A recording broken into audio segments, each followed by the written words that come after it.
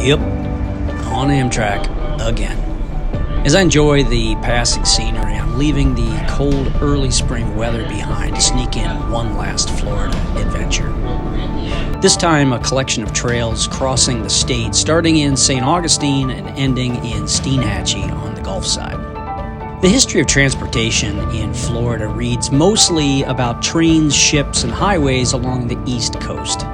In fact, we're going to begin riding the King's Road, which dates back to the British era around 1763 and is recognized as the first paved road in the state. But in between that colonial era, all the way to 1915 when Florida established a state road department, much of Florida's inland was left to dirt paths and hunting trails that twisted through swamps and wetlands, connecting small remote communities all the way to the Gulf.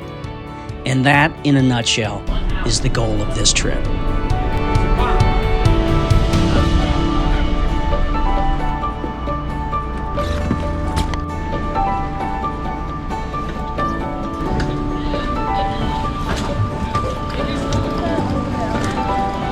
Thank you, dear. You're welcome. Have a good one. All right, they just let me know that my bike didn't make it on the train and it's back in Delaware. Welcome to Jacksonville. Thank you, dear. You're welcome. How you doing?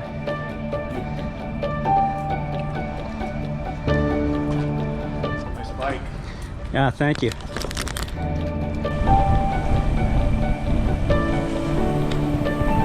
And off we go.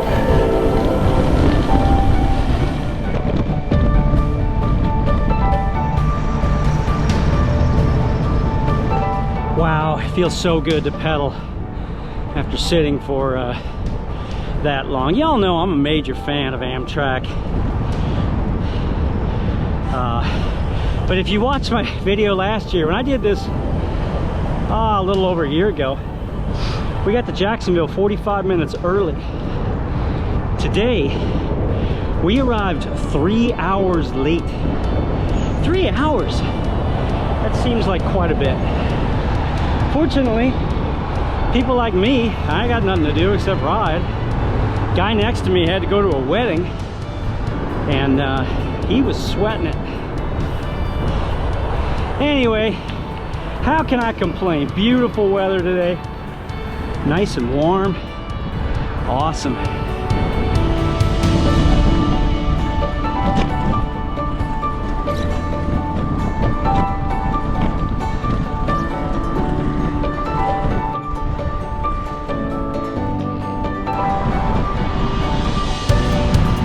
Hey, little known fact about Jacksonville. Jacksonville has the distinction of being the largest city by landmass. I'm not sure if that's for the whole of the United States or the contiguous 48, but it is a big city. You look on the map and you think, oh, it's just a short hop and skip over to the beach. No, it's not. It's a long, long trip.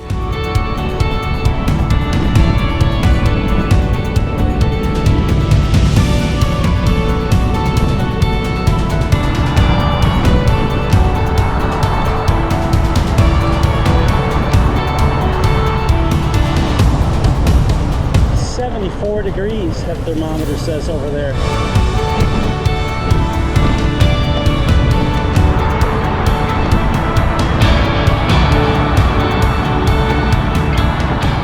Wow, is this like beach traffic? This must be beach traffic. All right, well, you know, many of you have commented, Brian, you really suck at explaining the logistics of your trips.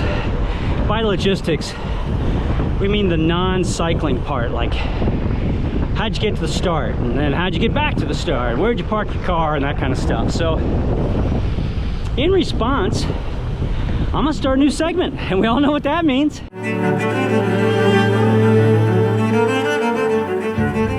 Yeah, it's a good question. You know, some of you are just curious, and then others of you have said, hey, I might want to try that trip at some point. So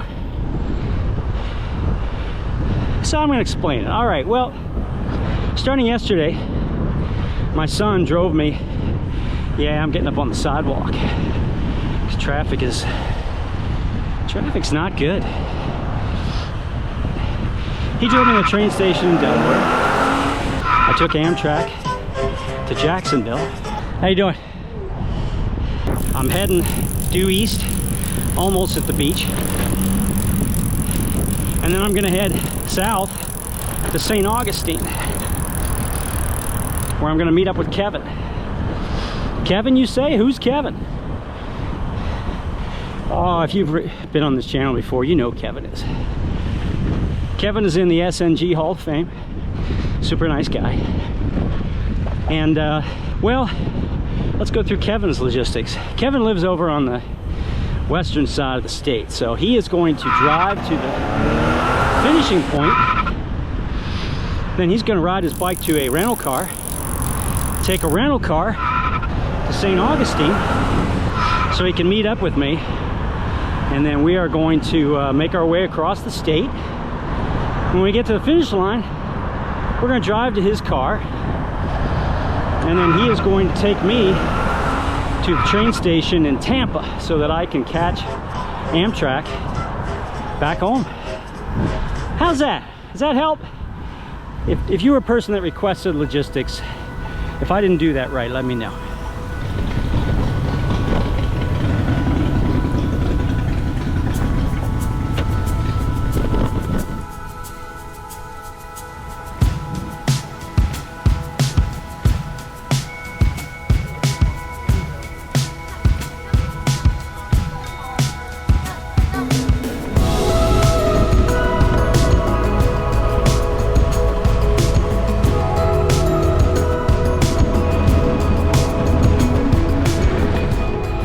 One little addendum about the logistics. Some of you might be saying, well, Brian, come on, man. If you're going to St. Augustine, why didn't you get off the train at Palatka, for example? Isn't that closer?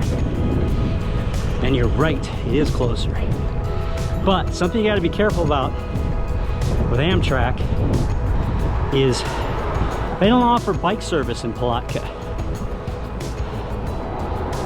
So if you do the roll-up service, put your bike on the back, there's only certain places, bigger stations, where they will open up the baggage car and get your bike for you. Now, having said that, Amtrak is incredibly customer friendly, so that could change over time, and the more people that want bike service, they'll offer it probably at some point. But you gotta check. Someone told me you can't do a bike reservation if they don't offer it. Does that make sense? But it's not true. Because last year, when I went out the Katy Trail, I booked my, from St. Louis to, I don't remember the name of the town. And then got on the train, and the conductor explained to me that they did not do bike service in that town. So they made an exception, obviously. And he said, we'll do it since we sold you the reservation. But then they helped me get my bike down real quick. Because some of these stations, they don't stop for any more than literally 30 seconds to a minute. Let's get your butt off the train and let's get moving.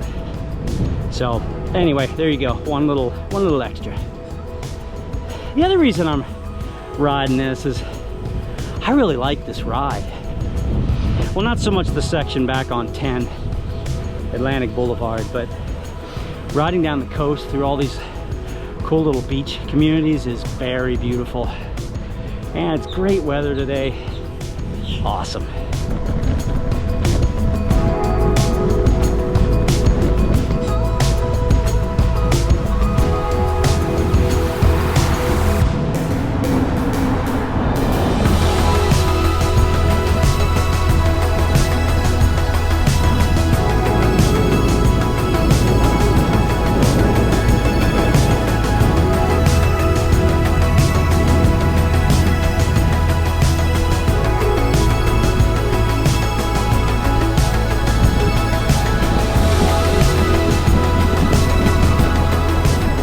This is really beautiful through here. My gosh, I love Florida. What a great state.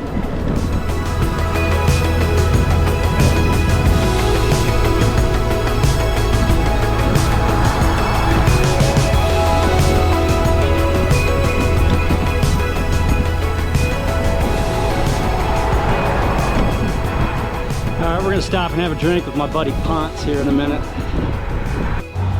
There he is. Hey, Ponts. Ponts. He can't hear me.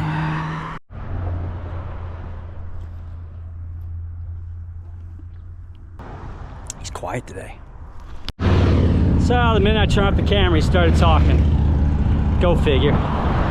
Anyway, the reason he's there is this was the area where he and his crew first sighted, well, this area. And it happened to be during a festival. I believe it was a festival associated with Easter. And it was called that thing, where, well, that's how Florida got its name. Does that make sense? Boy, that was a convoluted way of telling that story.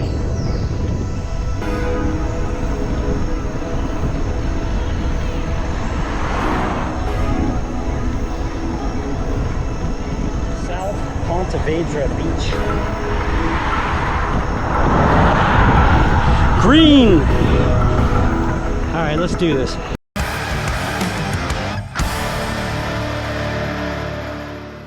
All right, the frequently asked question is one that's been brought up many times before. And, well, it goes something like this. Brian, that's my name. Does YouTube distract you from enjoying the moment? And I used to have a resounding, no, it's not a distraction, you kidding me? But the longer I've pondered that question, the more I want to revise my answer to basically say it could be a distraction, and it could distract. And I think a big difference, and by the way, this is my opinion, so what do I know? I think it's the difference between a documentary and more of a travel, you know, vlog. A documentary has a story. You know, here's a video about Brian. He's not old, but he's getting up there and his body doesn't act the way it used to. Dragonfly. And he tells bad jokes, but he really loves riding. So then, with those three stories in mind, storylines, you know, you're on the lookout for things that support that story. Like back there, I think I got it on video. A woman with a pink hat just went flying by me like I was sitting still. All right, that fits one of those storylines. So I would include that in the video. I'd be looking for stuff like that. Hey, Brian hasn't told a joke for. Hey, Brian, tell a joke. Hey, Ponts, a bad one. You know, I think a vlog, or at least my goal, is to be in the moment and let the story unfold. So when it's that situation, I'm taking footage and kind of waiting to see what'll happen. Now look, I research and I read and I look for interesting people and facts and history. But if all I was doing was looking for content to fit that pre-written story, I think it would take me out of the moment. I don't want to do that. So long and short of it is, I think making YouTube videos actually makes me hyper aware, because I'm looking for things that are beautiful and interesting and funny. And you know, sometimes I'm successful, sometimes I'm not. Does that make sense? That's a good question though. Thanks to the, I'm gonna guess 20 to 25 people have asked that. So, thank you.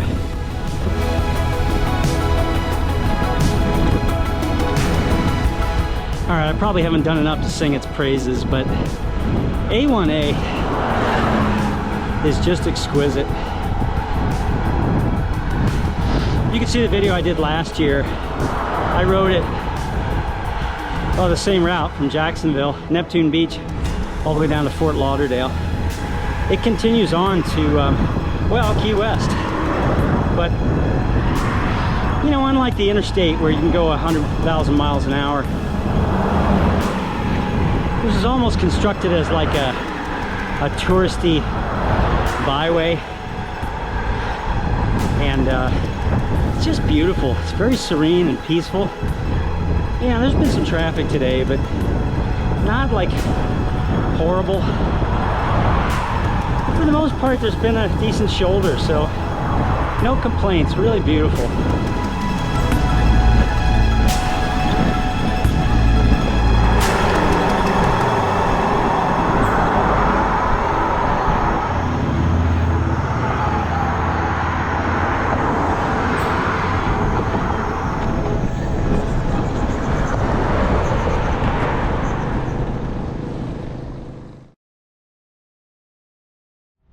Hey, good morning.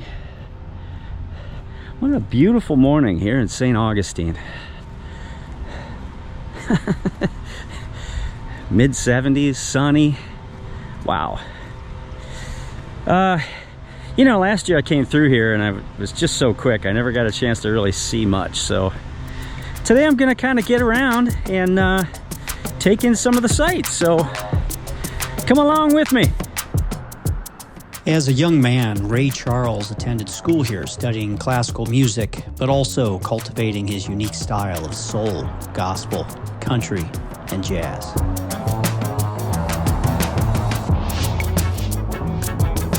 Now, I'm not much for the Fountain of Youth or Ripley's Believe It or Not, but if you look past the touristy kitsch, there's great architecture from the time. And amazing little finds like the beginning of the Spanish Trail, a road constructed back in 1915 connecting St. Augustine with San Diego. The Spanish gates built in 1799 protect the northern entry to the old city. And again, despite the tourist attractions, these buildings provide historical perspective to a time long before Florida was part of the United States. In fact, St. Augustine claims to have the oldest house in the country, which is totally worth the tour.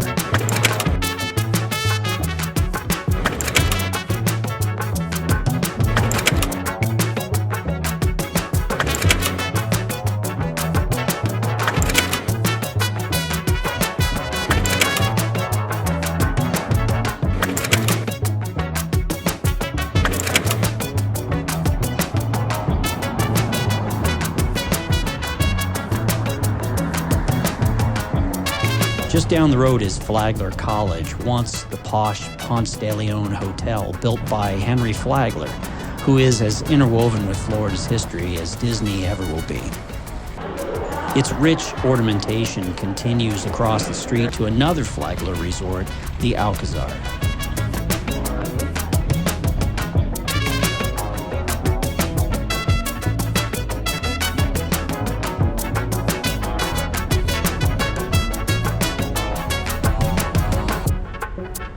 Of course, no trip would be complete without a stop at the Castillo de San Marcos.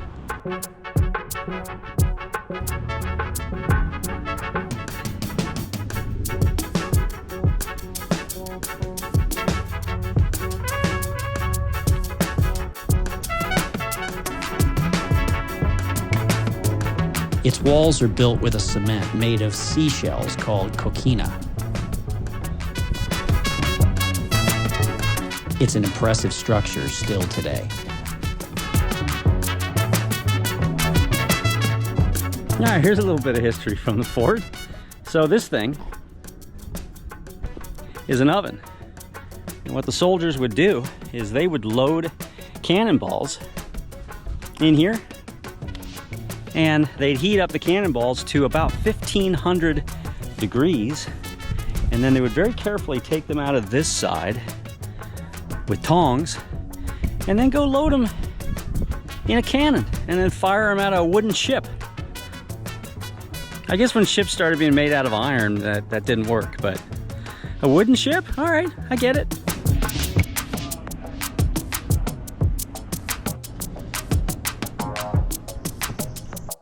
I stayed here last time. All right, well, I can't believe it. But I've been out wandering around for, yeah, I guess that's right, 3.5 hours. You know, the older I get, the more my ability to just simply wander increases. And not just the ability, the desire to just wander. You know, it's funny, we call it bike touring. I think it's actually bike wandering for me. Although I was on foot today, so, well, it also goes to show how many interesting things there are to see and do in St. Augustine. Thoroughly enjoyed it.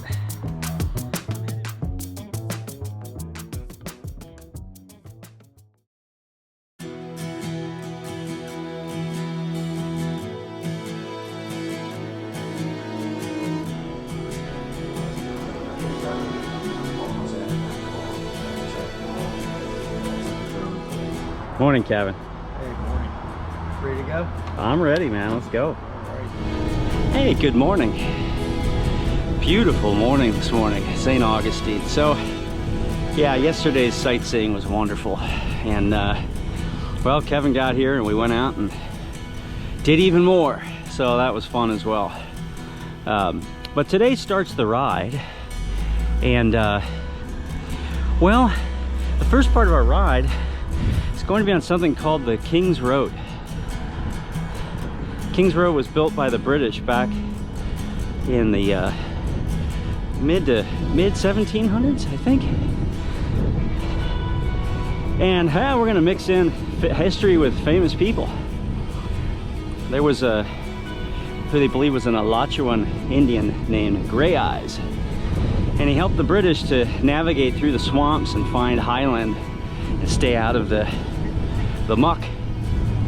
And they built something called the King's Road that went from Coleraine, Georgia, all the way to New Smyrna Beach, and it became a major thoroughfare for travelers.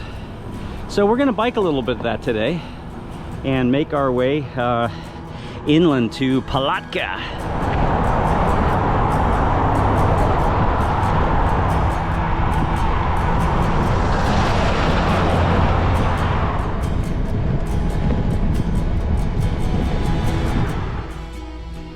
Some of what we're doing on this ride is blazing a new trail.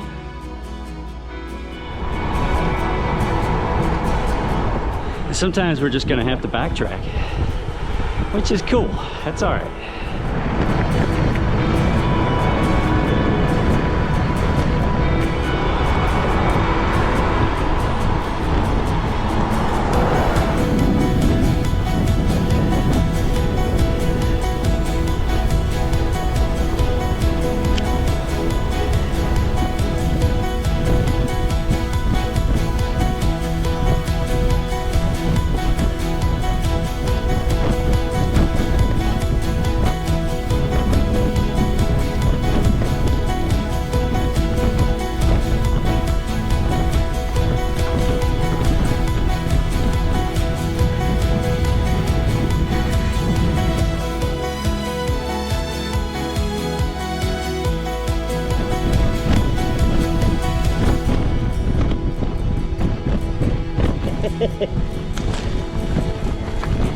We got a blazing trail.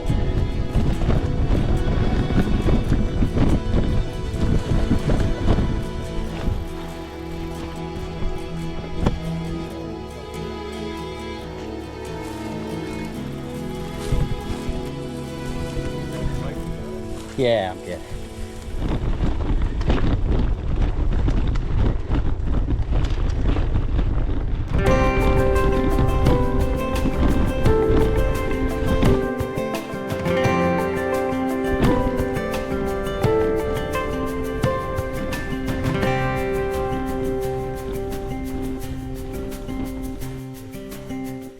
I think we're looking at bear. Yeah.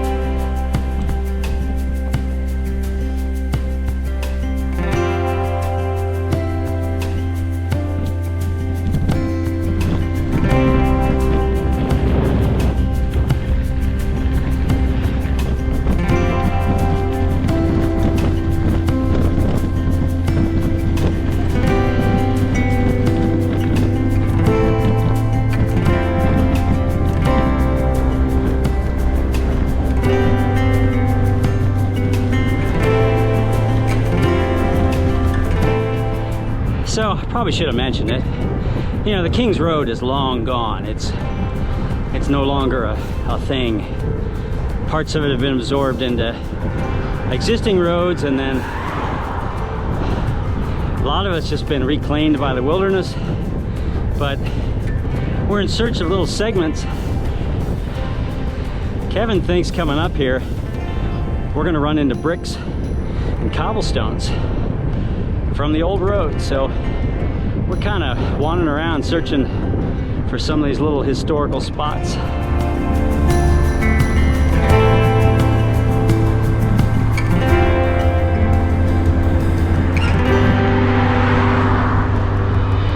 Sometimes you gotta stop just to clean out your shoes.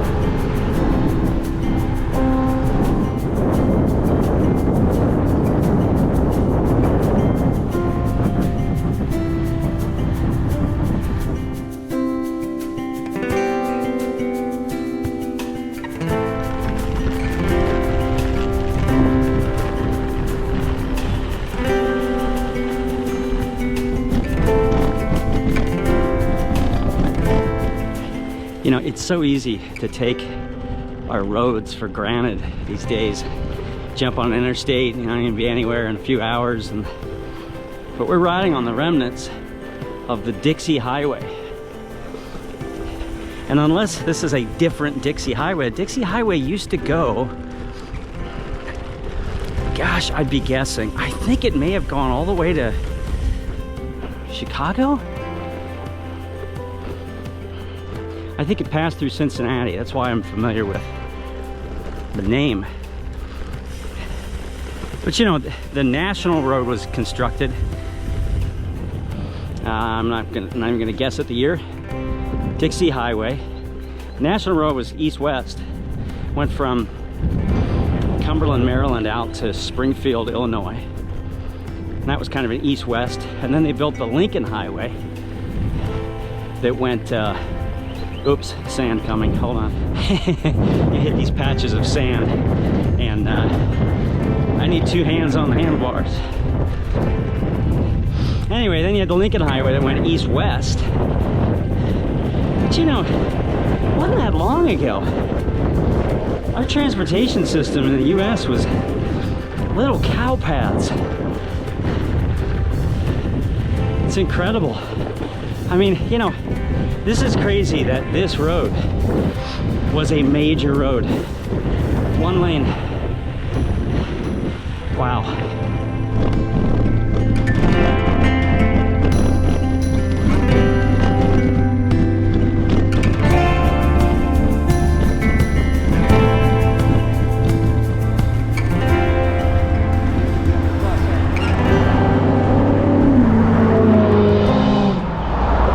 I thought he was saying hi. He's throwing a grenade.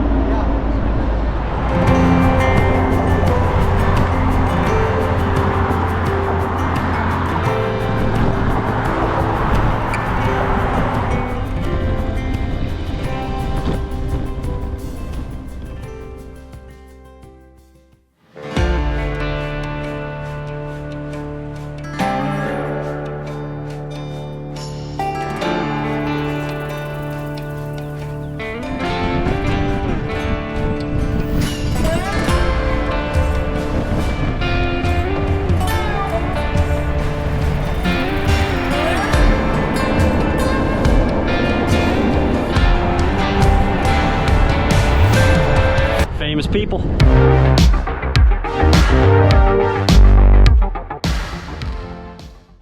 Today's famous person. If you're a subscriber to this channel, chances are you're a fan of big time wrestling. I don't know, maybe. Michelle McCool. She was born and raised and was a middle school teacher. And right there, beautiful Palatka. Two-time women's champion, 2 times diva champion, and married to the Undertaker. So there you go. Michelle, you are the famous person of the day.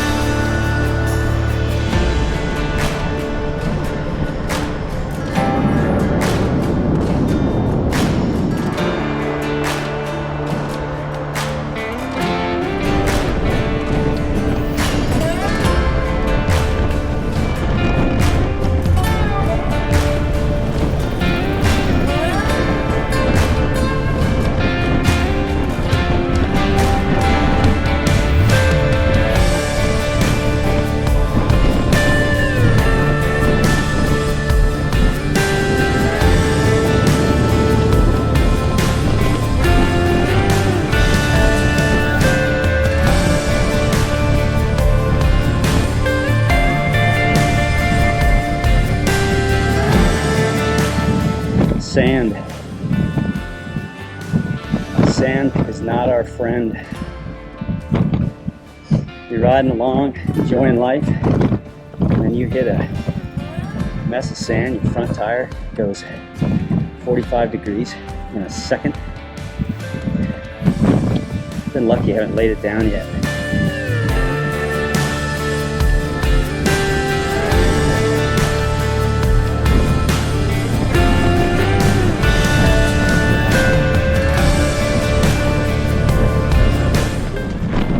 Kevin, look at all these bumps and roots.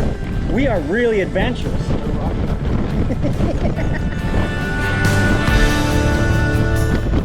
All right, that section was amazingly cool. Okay, nearby here is a place called Camp Blanding. And it was built back early 1900s as a training site for the Florida National Guard. And then when World War II broke out, it got repurposed as a training ground for soldiers. And then at the end of the war, it became a POW camp for German soldiers. There's a couple really great documentaries on YouTube. I'll link to them in the description.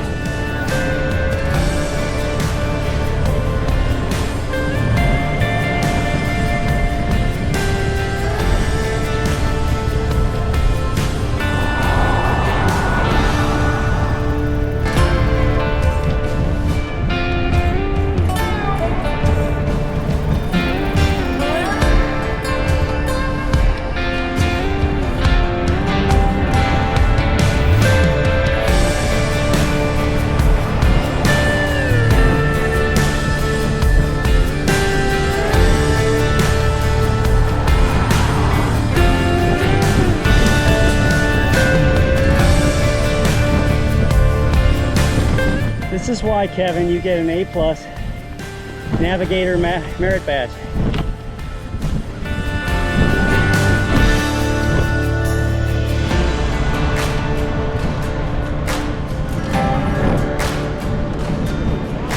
We are in the thriving metropolis of Keystone Heights. Please marvel at the main intersection. No offense intended to the fine people here. I'm sorry. Brooklyn boys, pizza. Yeah, buddy.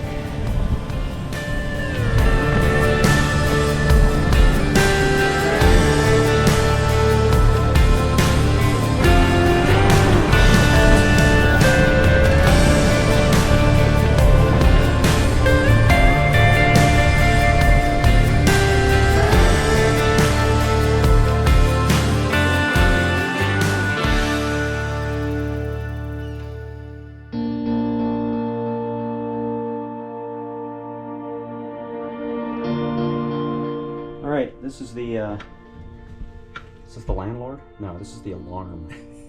This is the morning alarm at the Airbnb. Oh, he's got a friend too, just in case he sleeps in. Nice.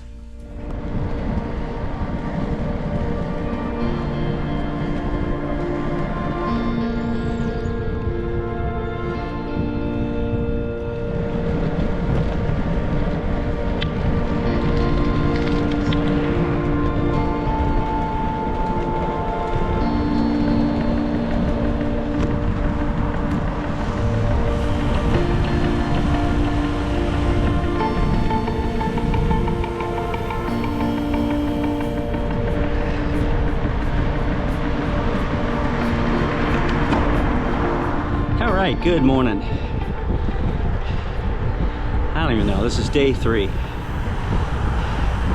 We left Keystone Heights and we are... Where the heck are we going today? Going to Alachua? We're going to Alachua, if that's how you pronounce it. A little history of this area. This harkens back to a time in the late 1800s, early 1900s. When there was a lot of religious revival in that time period. You know, and you might think of, you know, tent evangelists that would come through towns and hold rallies and things.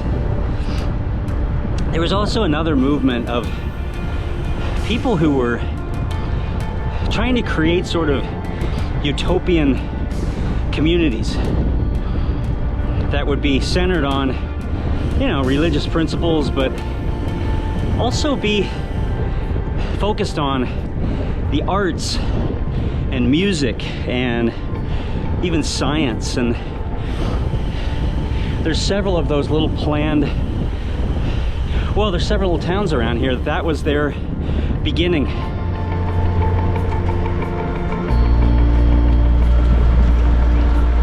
Haven't been on this trail.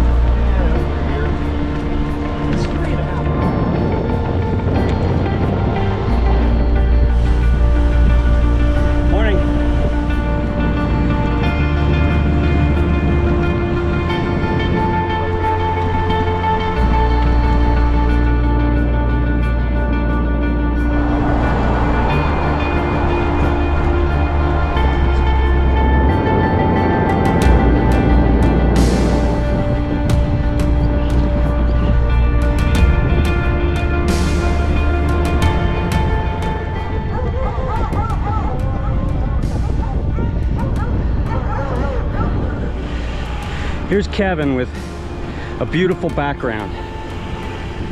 All right, new segment. It's why Brian can't have nice things. So I have a insulated bottle. I simply call it Contigo. It's the name brand of the bottle. I bought it at Walgreens for, I don't know, 20 bucks. It has been around the country with me. Everywhere. It's on my checklist. For some crazy reason, I left Contigo at home for this trip. Felt really out of sorts, you know? So yesterday, stopped at Walgreens, went in to get some drinks, and I happened to go down the aisle, and what's on the shelf? A younger Contigo, son of Contigo. And not only that, it's on sale, 50% off. So I bought it. Took it back to the Airbnb, filled it up, stuck it in the refrigerator overnight. We just got about 12, 13 miles into our trip. I reached down for a drink. My hand found air. You guessed it, left it at the Airbnb, and that is why Brian cannot have nice things.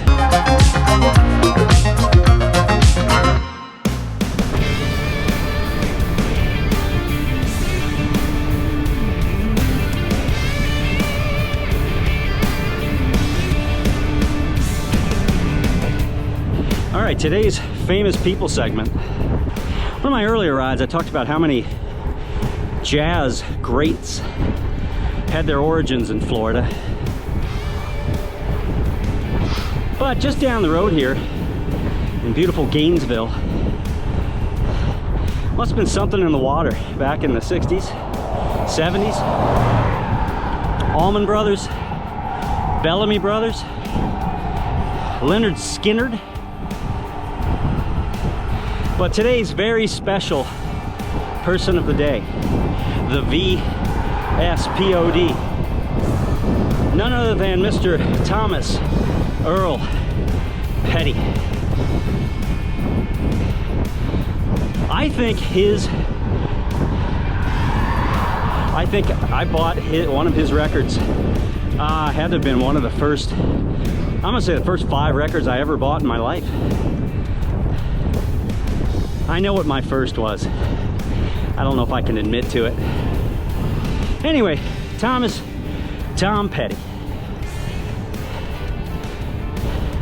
That dude sold over 80 million records in his illustrious career. Rest in peace, Mr. Petty. You were awesome.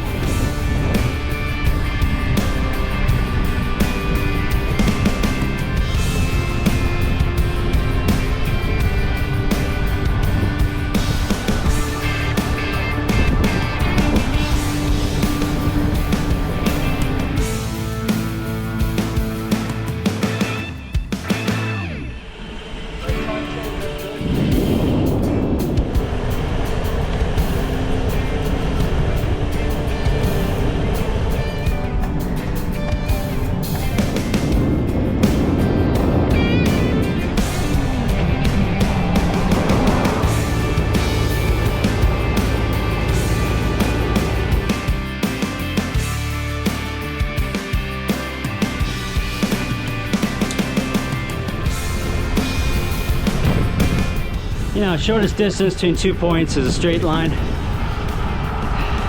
but you miss out on all of this.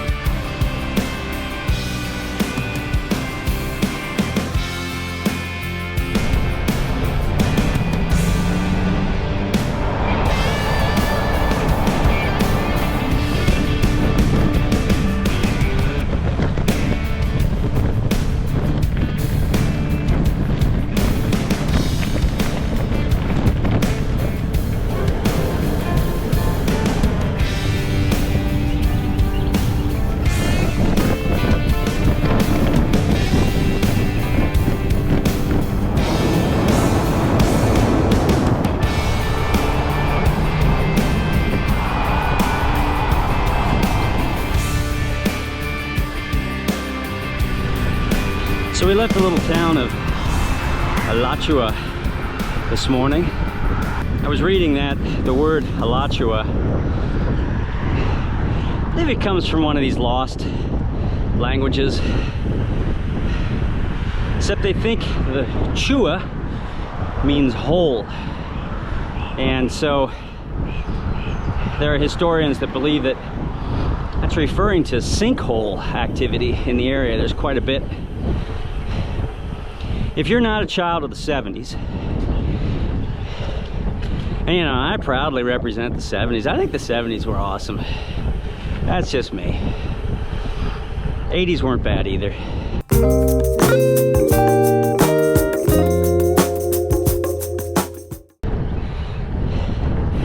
Anyway, in my world in the 70s, there were three things.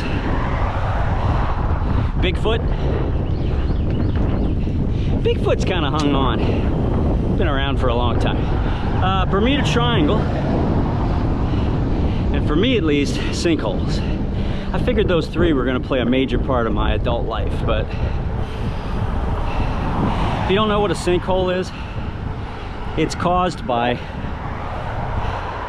well, underground erosion. And it's either groundwater or even underground river flow. And it erodes away at the ground kind of upward until the crust is unstable and caves in, creating these massive holes that can be super deep. There's a tragic story of a guy who was just sitting in his living room, got swallowed up by a sinkhole. That's a sad story. Anyway, there's a little lighter story. I'll link to it in the comments. A lady who woke up to a huge hole in her backyard, and they filled it in and named it after her. So anyway, hopefully we won't fall into any sinkholes today. What do you think, Kevin? You think we're gonna avoid sinkholes today? I don't want to fall in one. Or sand. Or sand, that's right. Sand and sinkholes. No sand or sinkholes today.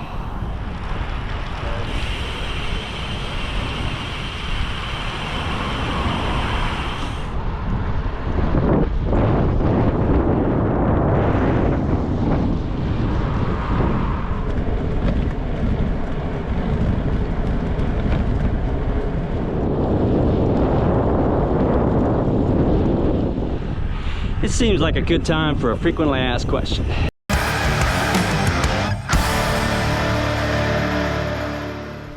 And today's frequently asked question, it's not really a question. It's a category of questions that I get from time to time. And I would classify them as, am I doing fill in the blank correctly? Am I camping out correctly? Am I riding the right type of bike? Do I have the right saddle? Sometimes I don't know how to answer,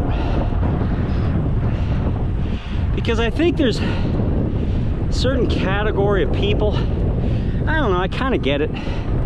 Some people are very opinionated about certain things, like type of saddle they ride, or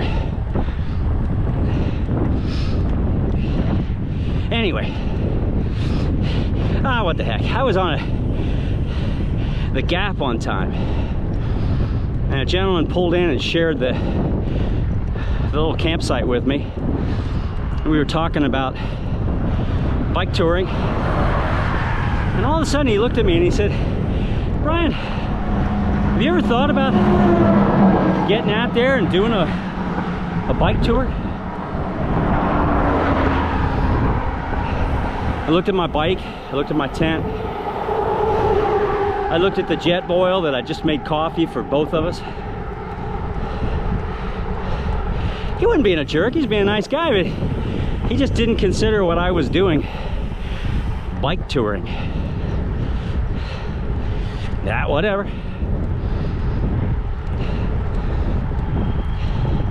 Which, if you'll take a little leap of logic with me, so even riding along today, there's a bunch of election signs up.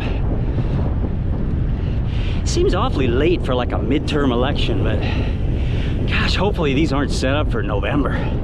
That's a long way away. What's up with politicians who are constantly running for office? Anyway, all right, I was thinking while I was riding here, I don't like politics. I really don't. But if I were to run for office, I'd like to run for Grand Poobah of adventure cycling.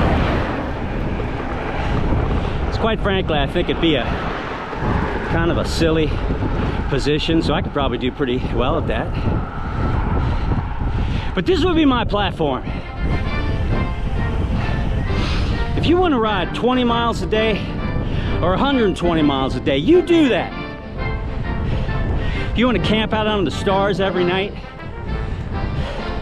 or you want to stay in a luxury hotel with high Egyptian cotton. Here's another question. When did the Egyptians take over the quality of cotton? Nothing against Egyptians, I'm just curious. All right, where was I? If you want to eat rotisserie hot dogs or Dinny Moore beef stew on an open fire, or you want to surf and turf or New York strip with a fine Bordeaux, you do that. My platform is simple. One of the secrets to a happy life is adventure.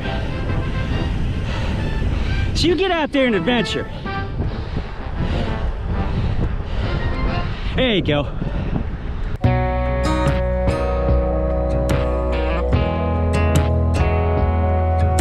Home of Easton Corbin. Does anybody know who Easton Corbin is? I'm gonna go with he must be, I'm assuming it's a he must be a country singer. Easton Corbin. There's our unintentional famous person of the day.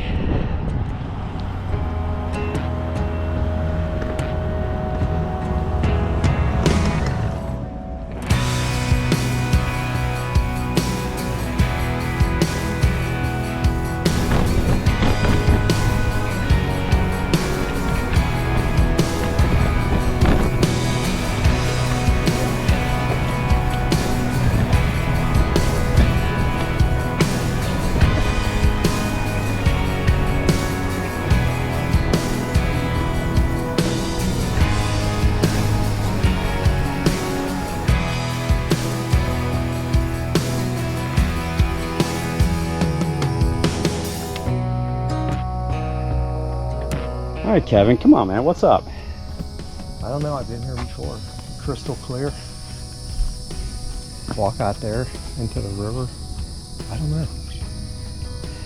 No idea. So the river backed up. The river backed up, and this is what you get. You ain't swimming in that. All right, this sign makes no sense. Alligators are present. This is a swimming place normally, and then it says do not swim with alligators. I think somebody who made this poster needs to rethink this.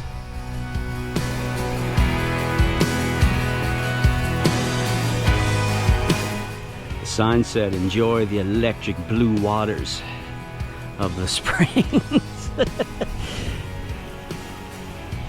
Not quite.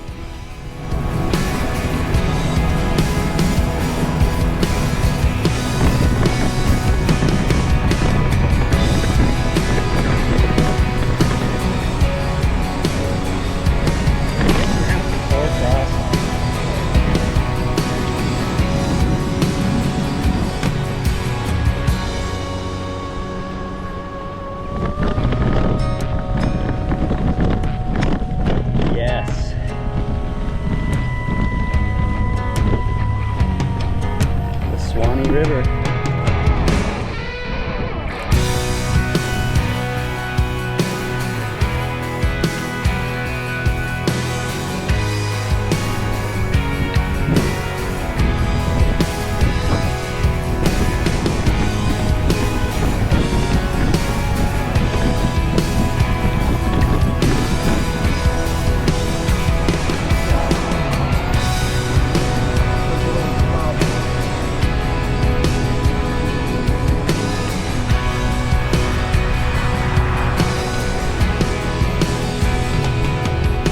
Look at this little oasis, hidden in the middle Well, I'm sorry. This is where we're ending the day.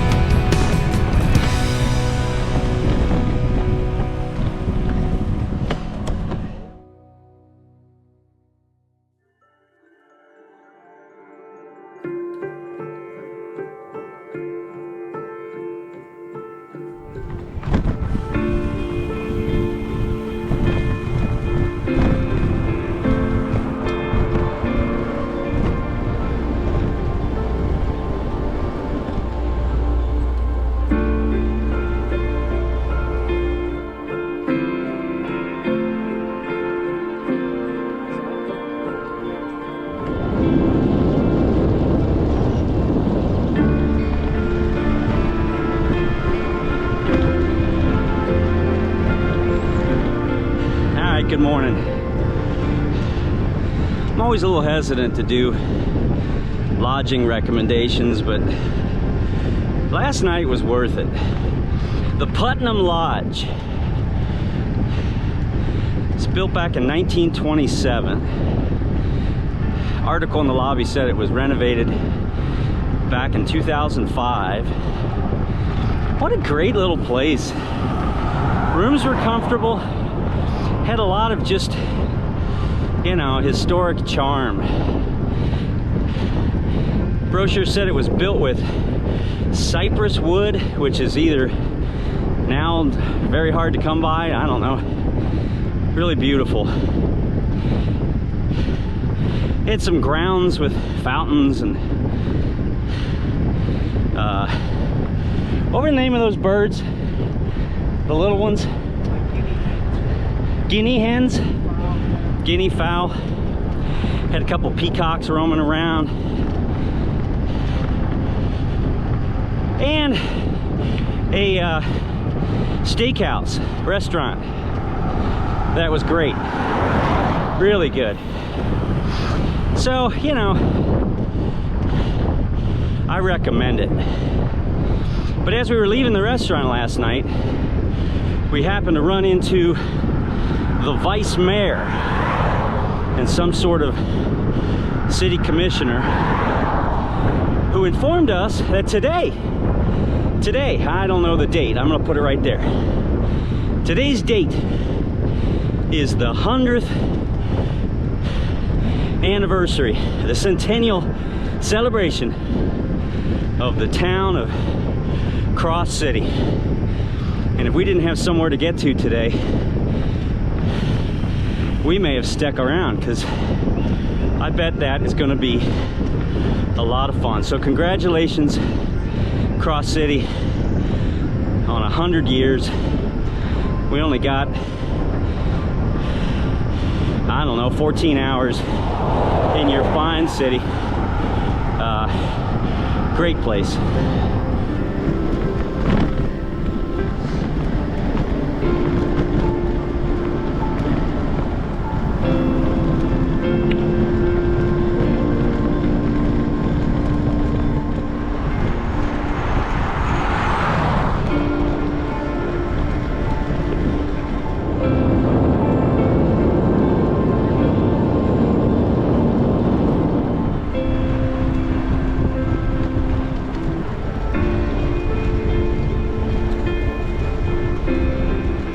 Yeah, those bullet holes too. This is when you know you're out in the sticks. There's street names like that.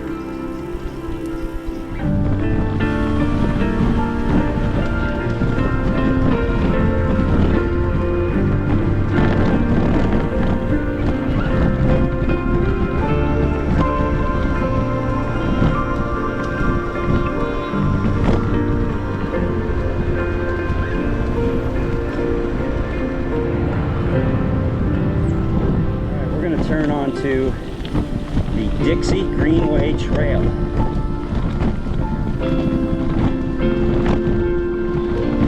We're gonna hope we don't encounter a ton of sand.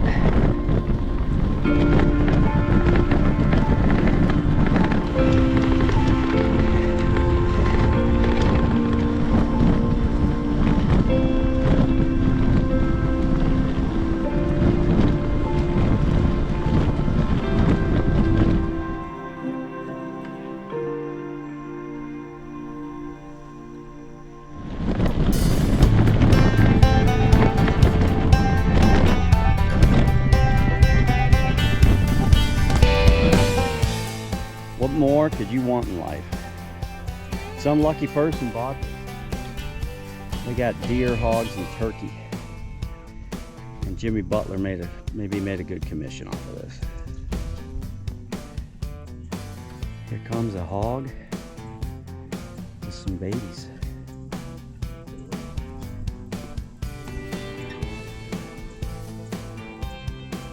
Making a left now.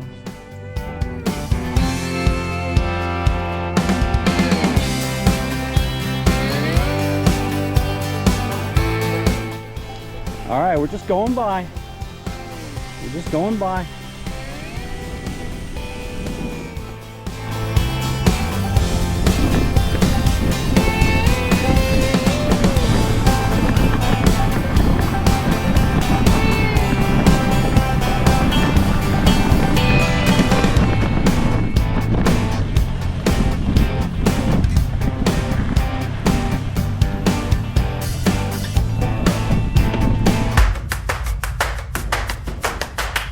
It was at this point that Kevin uttered the quote of the ride. In looking at the knee-deep water, he said, "There's probably no alligators in there." And in response,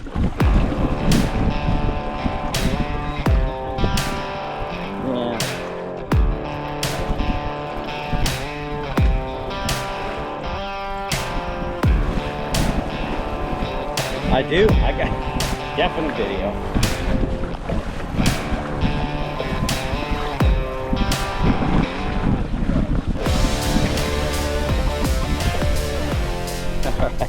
Kevin, as if you needed any more affirmation. Woo. You are a true adventurer. That felt good. I think we gotta go do that again. Let's ride back and forth a couple times.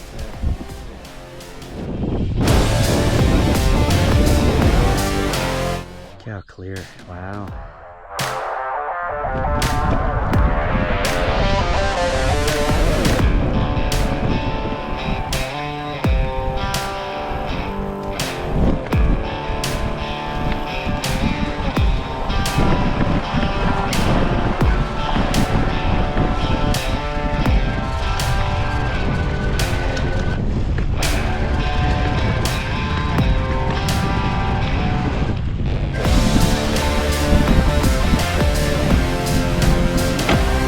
Wow. I can't believe we don't see no gators in here. Yeah, you would have thought we had come across a few, huh? There's something out there.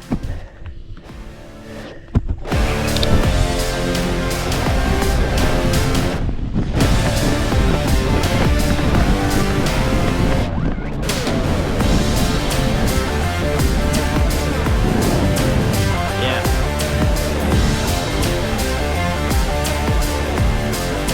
Halfway to nowhere. Halfway to nowhere. I wonder what that means.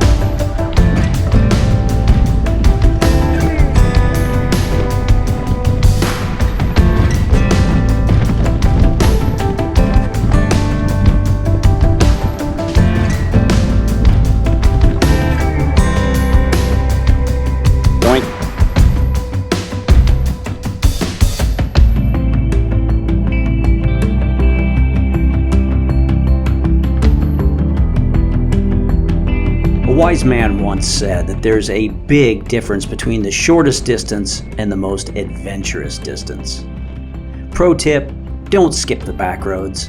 Of course, tied to this is biking with a guy like Kevin. Whether hunting for historic roads, blazing a trail through swamps, or pushing through sand amidst the paw prints of bears, Kevin doesn't wait for adventure to fall in his lap.